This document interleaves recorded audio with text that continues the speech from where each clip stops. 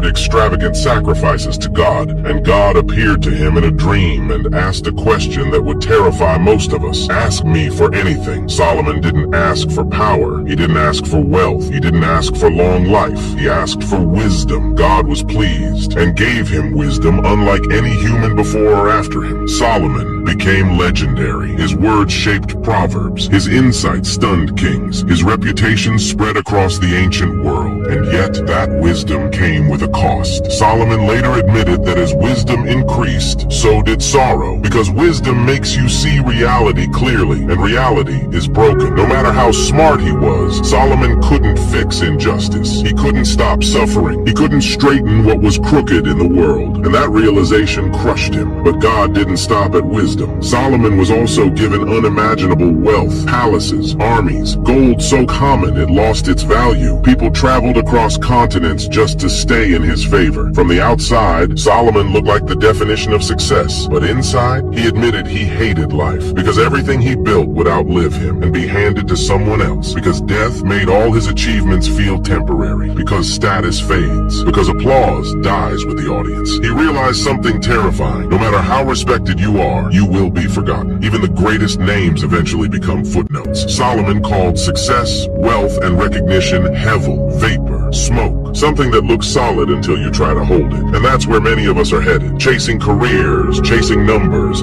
chasing validation, only to realize too late that none of it can satisfy a soul. But Solomon built one thing that mattered, the temple. God's presence filled it with overwhelming power. For a moment, Solomon thought he had built something eternal, but God warned him, obedience sustains presence. Disobedience empties buildings, and Solomon didn't listen. Slowly, subtly, Solomon broke every command God gave to kings. He multiplied wealth, he multiplied military power, and worst of all, he multiplied wives. Hundreds turned into thousands. Desire became addiction, and addiction turned his heart away from God. Solomon didn't just compromise privately. He led the nation into darkness, exploitation, oppression, bloodshed. The man who once asked for wisdom now worshipped lies, and he knew it. That's why Ecclesiastes sounds so heavy. It's regret. Solomon learned the hard way that wisdom alone can't save you. Success can't heal emptiness. Pleasure becomes a prison, and unchecked desire destroys everything it touches. But it doesn't end in despair. The final voice in Ecclesiastes steps in and reframes Solomon's life.